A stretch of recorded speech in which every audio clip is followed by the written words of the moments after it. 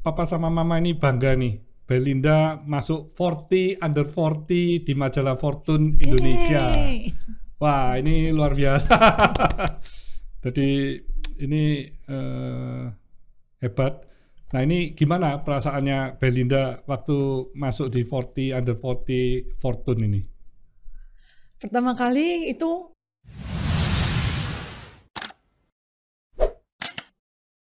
Dan setelah pulang langsung terjun di perusahaan Tanobel sama Tanrice ya. Yes. Jadi dua itu sekaligus ya. Jadi ngurusin di Bersama. Tanobel bersama Mama. Waktu itu Cleo masih baru, betul. belum lahir ya. Belum. Lahir. Papa Mama baru akuisisi. Lahirnya tahun 2004. 2004, iya. Jadi Belinda ini benar-benar masuknya itu perusahaan, kantornya masih kantor yang gubuk itu ya, masih. Iya Pak, itu orang-orang bilang kok bisa ya kantornya di kandang ayam gitu. Aku loh, padahal ya kita nggak merasa segitu jeleknya. Kalau tapi hujan banyak ini dikasih apa timbo-timbo. Iya. Karena iya. bocor semua itu Iya, masih iya. gubuk. Iya, itu first impression lah. Tapi aku ngeliat dari Mama itu nggak pernah komplain sama sekali. Meskipun kondisi seperti itu kan waktu lalu kan dari Avian udah semuanya settle. Jadi waktu mulai awal aku benar-benar ngelihat kayak jangan komplain gitu loh. Kita harus berusaha supaya perusahaan ini bisa menjadi lebih besar, pasti ada hikmahnya dan kita lebih enak gitu loh. Ya. Jadi waktu itu aku ngelihat oke. Harus mau repot, harus mau soroh gitu, harus mau terjun ke paling bawah. Ya. Itu tapi dan memang masuk ke ngeliat bisnis yang secara value-nya itu rendah, secara volume-nya itu besar. Dan kompetitornya itu giant. Yes. Dia juga punya fighting brand. Wah, jadi ini lengkap. Maksudnya ini benar-benar satu bisnis yang very tough. Dan itu Belinda sama Mama benar-benar berjuang ya. Sampai malam-malam. Dan hasilnya rugi ya, merah terus. Tapi aku ingat Papa ngomong, ini pokoknya kalau bisa lulus dari perusahaan air minum, mau kerja apapun jadi gampang. Karena mentalnya udah dilatih. Karena Papa benar-benar terkaget-kaget itu dari tahun pertama. Kita tetap invest, tetap nambah pabrik, tetap berkembang lagi. Tapi waduh, masih merah terus. Heran itu. Pernah benar-benar heran. Diinvestin mesin dari Jerman kan waktu itu ya. Betul. Mesin Jerman secara packaging buat sendiri. Di CAR produknya inline langsung sampai ke ekspedisi pengiriman, berarti sangat efisien. Kita jual HPP, orang lain masih jual lebih murah lagi. Beda 100 rupiah lari jadi Pak. kita wah ini impossible ini, nggak masuk akal. Rugi pun disaingin pesaing yang lebih murah, berarti mereka semua nggak ada yang ngitung HPP. Yes. Jadi benar-benar wah ini bisnis yang very very tough. Karena market leadernya selain kuat, terus ada 900 atau 1000 perusahaan itu yang berjibaku untuk supaya hidup. Yes. Jadi akhirnya ya kita ngelahirkan Cleo ya, karena benar-benar ini segmennya premium. Terus ya ini ada Cleo Oksigen juga yang benar-benar ada ini apa diinjek dengan oksigen 100 ppm ya. Jadi cocok kalau memang ingin menaikkan saturasi oksigen di dalam tubuh. Jadi memang benar-benar Cleo ini diciptakan berbeda ya. Iya. Mulai dari apa aja ini Belinda? Dari sisi brandnya sendiri. Yes, dari sisi brandnya sendiri. Cleo kan artinya famous dari bahasa Yunani. Terus dari sisi kontennya, akhirnya juga memberikan variasi yang berbeda. Dan Cleo ini memiliki pabrik yang terbanyak di Indonesia dan juga varian yang terbanyak. Ya, jadi tapi di awal-awal kan kita mulai dari satu pabrik gitu ya, betul. tahun 2004 itu. Tapi Papa ekspansi cepat loh Pak. Ya. 2004 di Pandaan, 2005 di Citerep, 2006 di Kudus, kemudian di Jember, Makassar, sampai sekarang 27. Terus ekspansi. Sesuai dengan roadmap-nya itu kita jalankan, meskipun itu very tough lah ya. Yes. Mama sendiri juga berjuang luar biasa sama Belinda. Ya, akhirnya Cleo bisa IPO di 2017 ya. Mei. Dan setelah Cleo 2017, Tanrice juga nyusul di 2018. Nah, Tanrice sendiri, Papa lihat Belinda banyak sekali melaunching produk-produk yang luar biasa ya.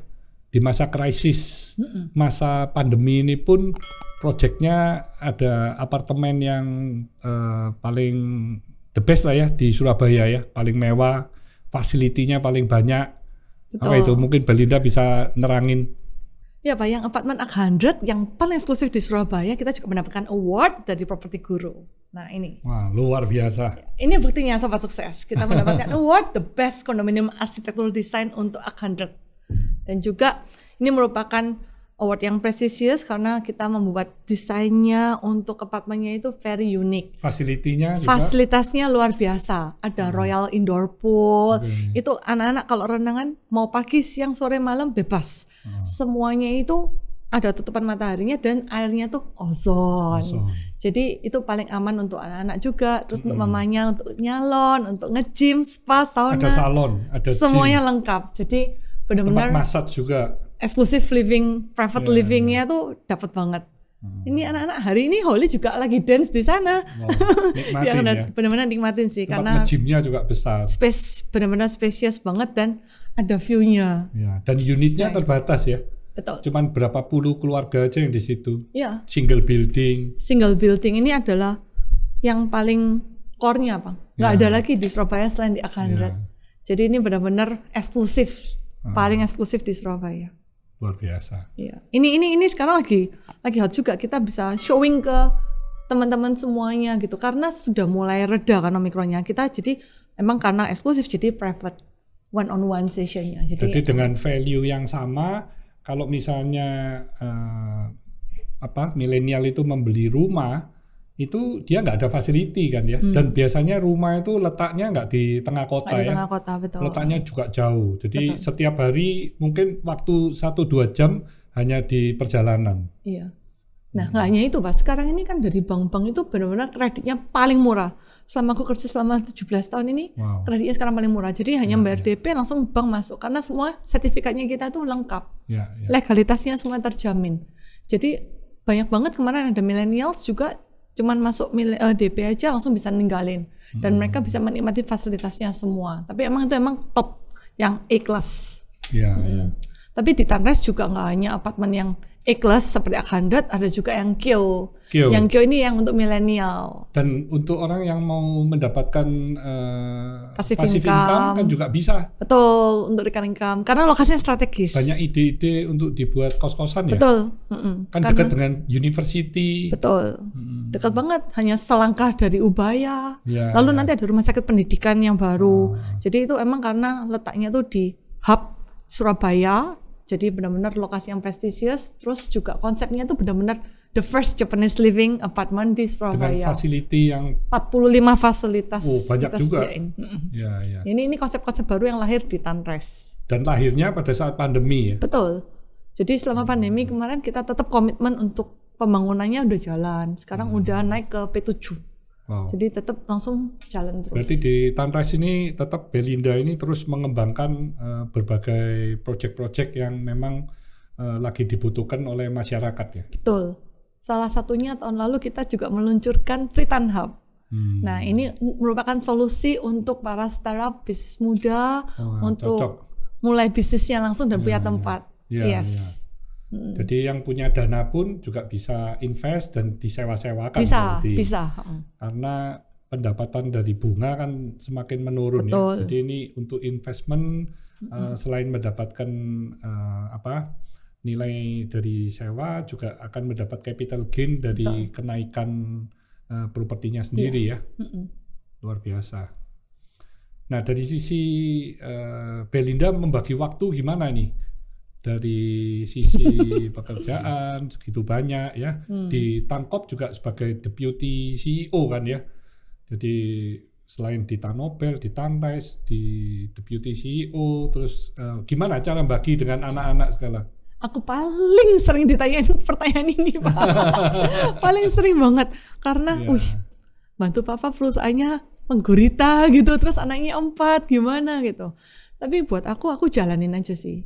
Kayak I know that I have to be mindful in everything that I do gitu. Jadi kalau misalnya udah di kantor, ya fokus kerja di kantor gitu. Jadi tapi anak-anak udah di manage dan diatur sebelumnya. Nanti kalau udah pulang, ya spend time sama anak-anak. Khususnya sekarang kan Marvel tuh lagi lucu-lucunya. Dia udah masuk ke grade 2 sekarang, tapi belum pernah ke sekolah. Belum pernah ketemu teman-temannya. Nah ini kan perlu didampingi juga. Kadang kalau misalnya ada PR atau pertanyaan gitu, aku cuman supervise aja sih, nggak bantu ngerjain tuh nggak, cuman aku ngeliatin gitu. Terus kalau ada project-project cuman kayak ngeliatin gitu, mereka udah happy. Tapi kalau koko-kokonya Holly gitu, Edmund, Renot udah bisa jalan sendiri, sudah mandiri, jadi lebih enak.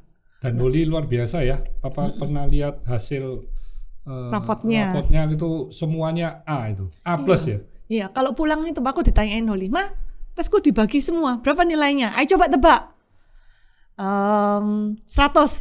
Loh, kok betul gitu Pak? Coba tebak berapa? 100. Enggak salah, tebak lagi. 98. Enggak salah, berapa? 95. Salah mah, berapa? 96 gitu. Dan nilainya 98, makanya 96, itu 100. Pelajarannya berapa itu A+-nya 13 itu. Semuanya dari A 15 ya? Iya. Yang 2A, yes. Yang 13 A+. Iya. Jadi dulu ini A semua ini. Holly, nilai kamu diingat sama engkong. Berarti kamu harus belajar terus. Yeah. Harus keep it up. And, luar biasa. Dan dia masih bisa activity yang lain, itu yang hebat. Jadi nggak kutu buku, pelajar terus juga enggak loh ya. Holly Papa kan lihat kan masih juga banyak kegiatan juga di jadi selain OSIS, kurikulum ya. ikut OSIS juga. Banyak aktivitasnya. Holly les bahasa Jepang, bahasa Korea, dance, semuanya diikutin. Aku bilang as long as you are happy and you are commit, boleh gitu. Jadi kalau Sabtu Minggu, nah itu family time ya? Iya, family time. Masih kan, bagi waktu juga ke papa mama? Iya, tiap Sabtu. Tiap Sabtu kita kan dinner bareng kumpul. Ya kecuali kena COVID ini kadang on and off ya. Tapi I'm very blessed with our family karena culture-nya itu udah kebentuk dari papa mama, udah memberikan contoh buat kita semua. Jadi dan Belinda dapat suami juga, suaminya baik juga, sabar, hardworking ya. Yes, very hardworking. Yes, I'm very blessed juga. My husband itu bisa menjadi my sparring partner untuk jaga take care of anak-anak satu-satu juga. Terutama during pandemi ini online semuanya diatur. Kita gadgetnya udah di mana-mana, udah gadget, wifi-nya udah di-upgrade. Dan semuanya aku ngeliat itu dari papa mama harus bisa membagi waktu juga, kapan bekerja, kapan sama anak-anak.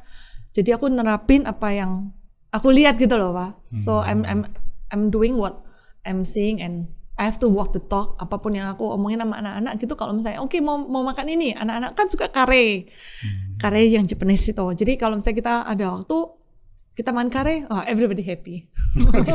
Very simple.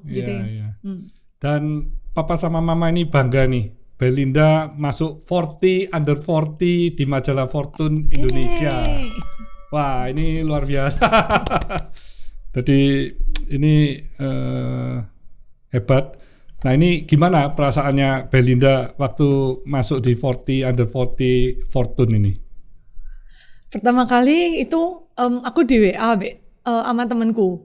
Bel, kamu masuk Fortune 40 under 40. Aku pikir, hah? Fortune 40 under 40? Apa itu? Kayak, wow, something new for berarti me. Berarti papa kalah cepet ya? Papa tahunnya dari Pak Emil Dardak, jadi wakil gubernur Jawa Timur ya. Pak Emil langsung WA papa, kongres untuk Belinda. Terus papa lihat, terus papa ucapin selamat ke Belinda kan? Yes. Berarti masih kalah cepet. Kalah cepet ya. Punya satu grup itu marketplace tuh cepet banget informasinya. Terus habis itu langsung habis ngeliat itu terus ngeliat Instagramnya Winston dulu. Kongres gitu. Oh oke. Apa ini? Baru aku cari tahu lagi. Terus baru papa masuk. Terus Pak Emil juga WA-WAan gitu. Jadi sama-sama masuk di Fortune. Pak Emil juga masuk. Masuk juga. Di jadi kita sama-sama kongres. Iya. Jadi mungkin ada next ke depan ada kolaborasi dengan Pak Emil untuk memberikan kontribusi ke bangsa kita. Ya, luar biasa. Nah, ini Belinda kan mewakili womanpreneur ya untuk bisa mendapatkan 40 under 40 ini. Nah, mungkin ada pesan-pesan nggak dari Belinda untuk para womanpreneur ya, supaya mereka juga gimana bisa berbagi, bisa prestasi yang terbaik untuk negara tercinta kita ya. Hai Sobat Sukses.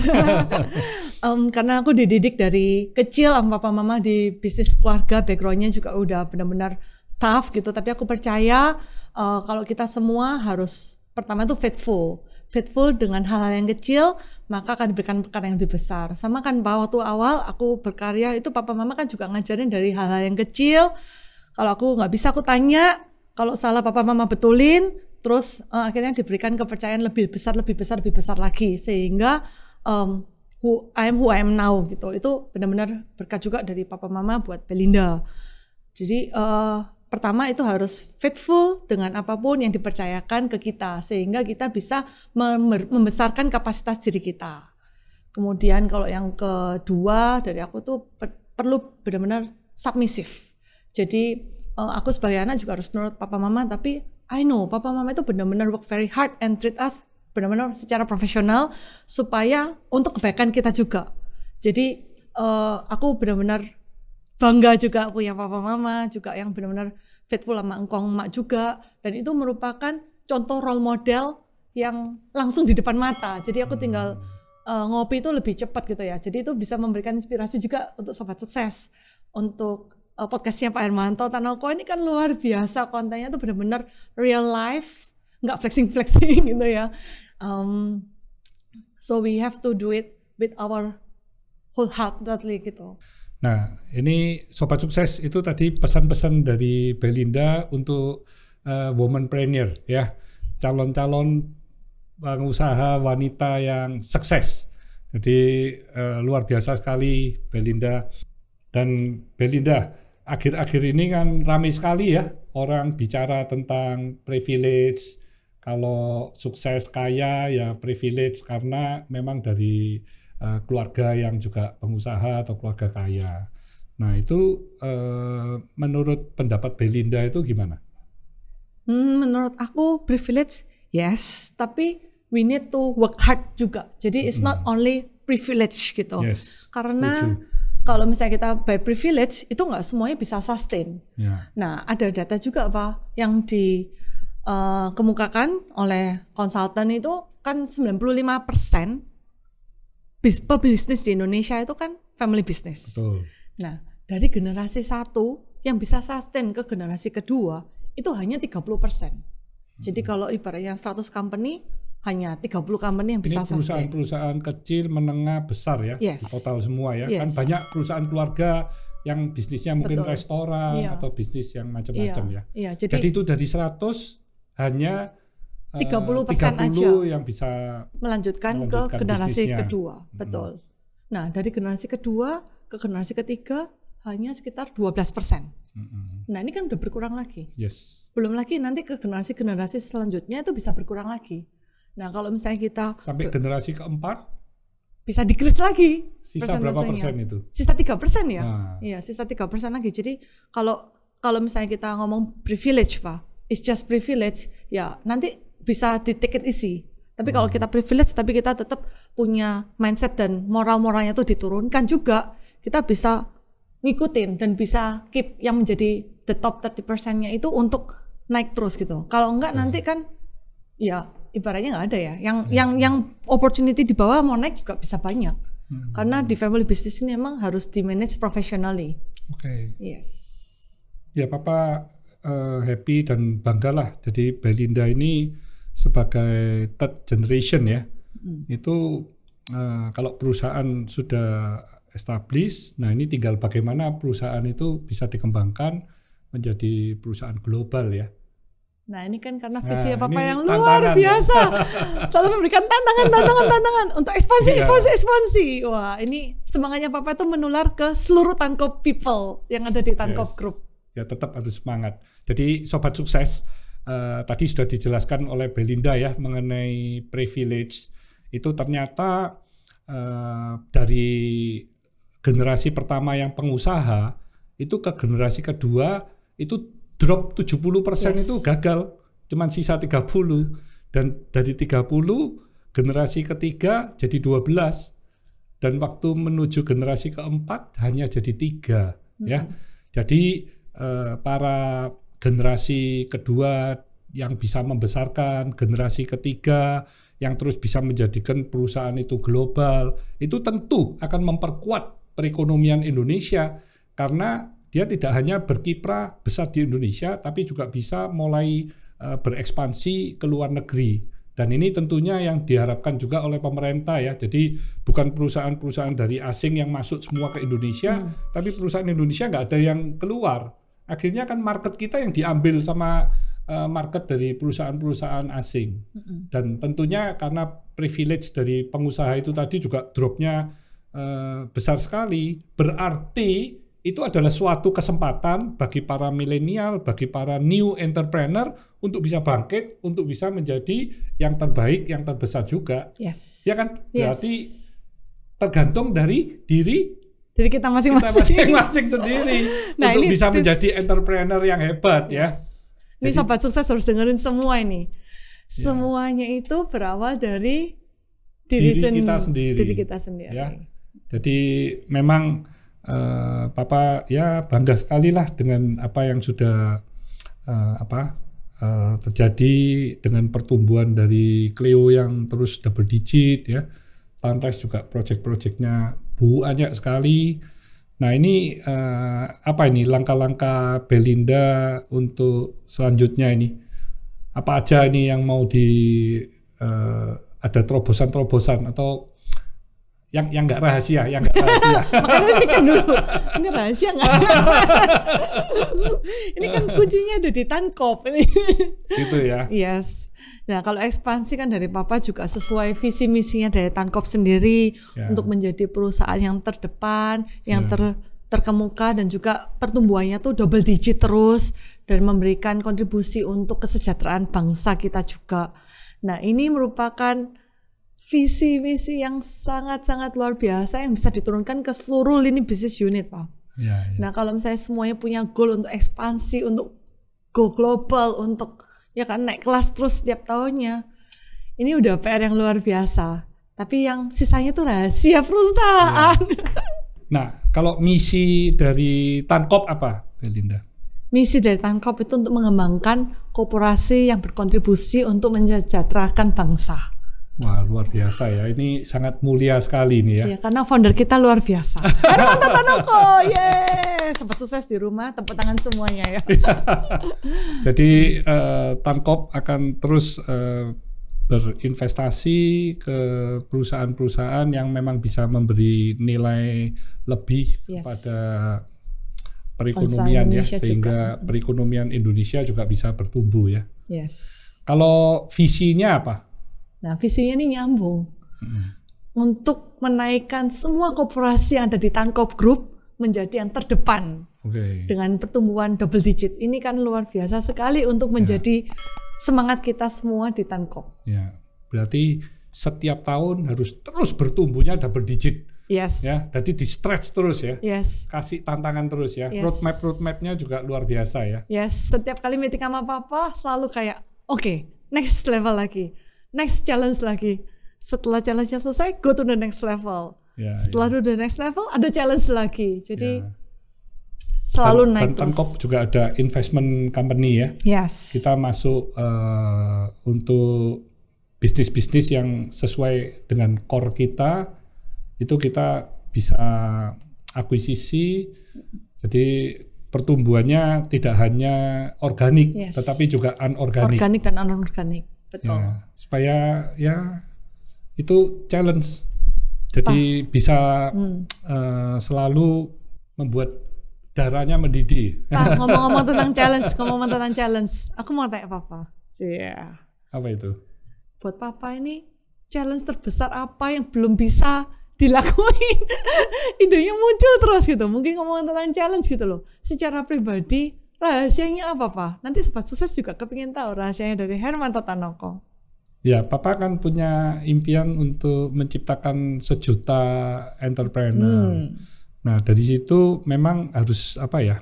Selain dari bisnis unit, juga dari yayasan, juga dari nanti SMK, Terus kan ada juga sharing-sharing di podcast, sharing di Instagram, Seperti sekarang ini TikTok. Ya itu kan supaya gimana ya, jiwa wirausahanya memang kalau memang benar-benar ingin berbisnis kan bisa belajar gitu ya.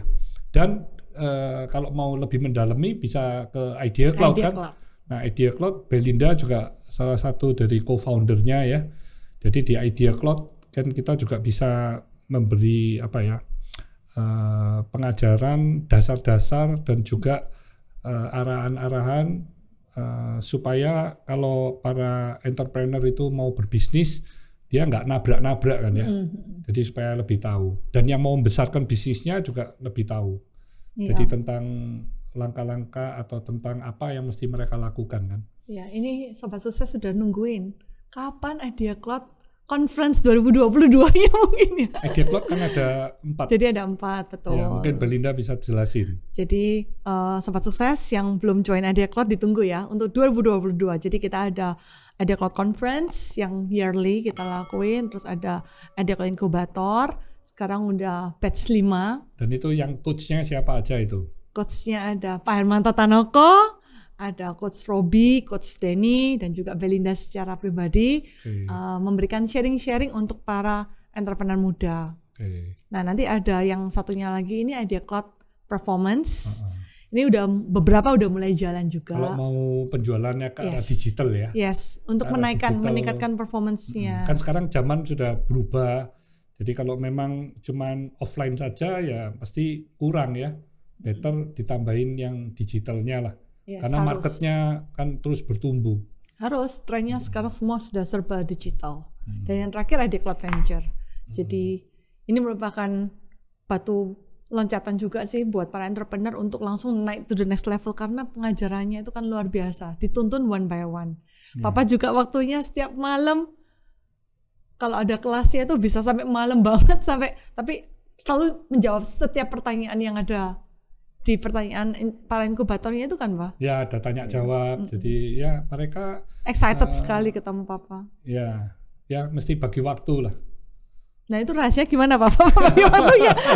Di kerjaan Tankop banyak bisnis unitnya puluhan, terus keluarganya juga besar, terus juga ada yayasan, ada Idea Cloud. Nah, ini Papa juga harus bagi-bagi tipsnya nih. Ya Papa bersyukur ada Mama yang selalu mensupport, mendampingi ya. Dan bravo Mama, sarangi. Setiap pagi mesti ada ini berolahraga bareng. Jadi olahraganya non-stop sehingga ya dari sisi fisik kan kita juga lebih semangat kalau dalam bekerja ya. Jadi memang kalau bagi waktu ya Papa akhirnya tidak banyak waktu-waktu olahraga yang memakan waktu banyak seperti golf gitu, nggak pernah terpikirkan. Karena itu nanti pasti meluangkan waktu yang demikian banyak. Jadi ya olahraganya yang bisa di rumah lah, atau paling nggak di Fasa Hotel kalau nge-gym ya. Jadi masih bisa beberapa macam lah, bagi-bagi. Seru-seru. Papa belajar yoga juga. Yoga. Lentur langsung. Yoga, terus nge-gym supaya otot-otot muscle juga terlatih. Terus staminanya pantesan. Cross trainer. Tambah hari tambah muda. Minumnya Cleo, olahraga tiap hari. Iya. Amin. Ini Cleo memang luar biasa. Belinda sekarang kalau dalam bisnis ya, itu kan Belinda sebagai deputy CEO di Tankop kan juga membawai begitu banyak perusahaan-perusahaan. Terus juga bekerja sama dengan adik-adik ya, juga ipar semua. Nah itu gimana? Mungkin bisa sharing kepada Sobat Sukses gimana bekerjanya, komunikasinya supaya semuanya itu bisa berjalan sesuai dengan goal yang sudah di set di masing-masing bisnis unit ya.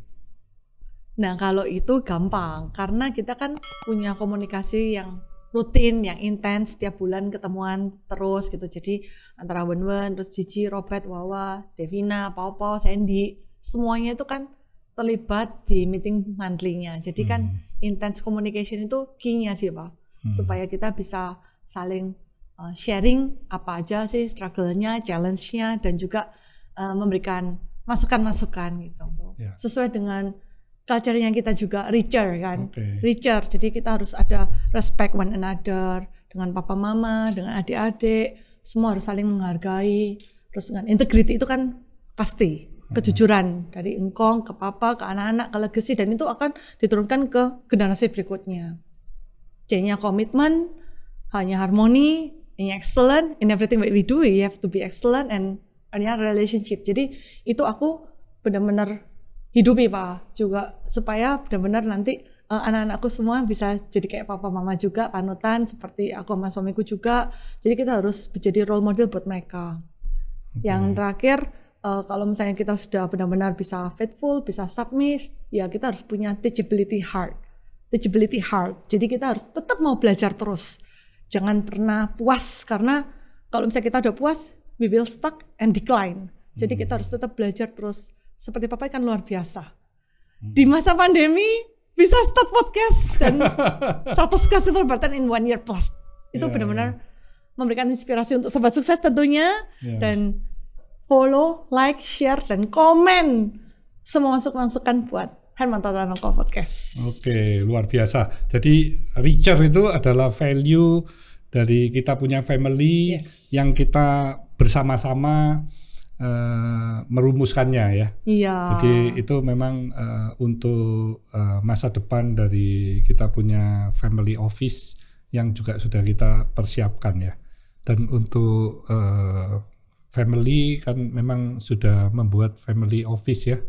Jadi bagaimana kita kelompokkan, rule-nya sudah kelompokkan jelas. juga kita punya core business, investment, terus ada foundation dan juga family fund ya.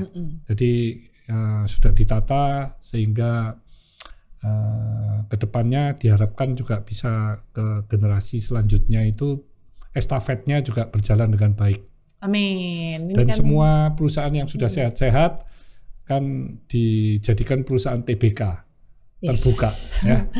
Jadi kita juga mau berbagi ya, berbagi kepada seluruh karyawan, seluruh prinsipal, seluruh stakeholder di semua bisnis unit bisa berinvestasi. Ya. Mereka punya chance untuk masuk juga kan Pak? Ya. Sebagai shareholder juga di semua company yang udah TBK. Ya. Tahun ini juga nanti ada satu lagi ya. Iya, wah ini tahun luar depan biasa. Ada lagi. Telurnya banyak yang mau ditetaskan. Ya senang aja ya bisa terus berbagi ya. Dan kita juga punya kesempatan untuk terus naik ke to the next level ya. To the next level, yes. Ya. Itu selalu di spiritkan nama Pak Hermanto di setiap meeting Tanko. Oke. Yes. Nah ini Belinda mungkin bisa kasih ini pesan-pesan kepada para milenial juga generasi Z ya, yang mungkin apa? Silakan Belinda. Untuk para sobat sukses, terus follow podcastnya Pak Hermanto karena insight-insightnya luar biasa sekali. Nah kalau dari aku secara pribadi, be yourself. So you have to be authentic gitu. Jadi harus menjadi diri sendiri untuk memberikan yang terbaik. Itu harus faithful. With everything that we do, we have to do it dengan kejujuran, dengan tanggung jawab yang penuh, sehingga kita bisa naik level. Itu dan naik level itu adalah favoritnya dari Pak Hermanto ke kita semua di Tanko People. Itu merupakan motivasi yang saya ingin impartasikan ke para sobat people ya. Jadi itu harus benar-benar faithful dan juga harus submissive dan juga benar-benar kita bisa mempunyai hati yang teachability, yang mau diajar, yang mau belajar secara terus-menerus, secara konsisten. Karena meskipun saya sekarang berada di sini, saya tetap juga terus belajar dari surrounding dan juga dari my daughter Holly gitu. Dia itu kan keren banget Pak, ngikutin TikTok, Reels segala macam. Dan aku mau belajar dari Holly gitu. Gimana caranya? Gimana cara postnya? Gimana cara editnya? Itu benar-benar mempunyai hati yang mau belajar itu happy, enjoyable. Jadi kita bisa go to the next level dengan apapun yang kita punya. Luar biasa. Dan yang terakhir aku mau ucapkan thank you banget buat Papa, juga buat Mama yang ada di sini. Oke. Halo Mama yang menemani kita podcast hari ini. Aku ucapkan terima kasih sekali telah membuat Belinda hari ini, dan juga support Belinda terus dan menjadi my role model, my inspiration, dan aku berdoa Papa Mama sehat selalu, bahagia selalu. Thank you Belinda. Muah muah. Oke. Stay humble, stay positive, stay on fire.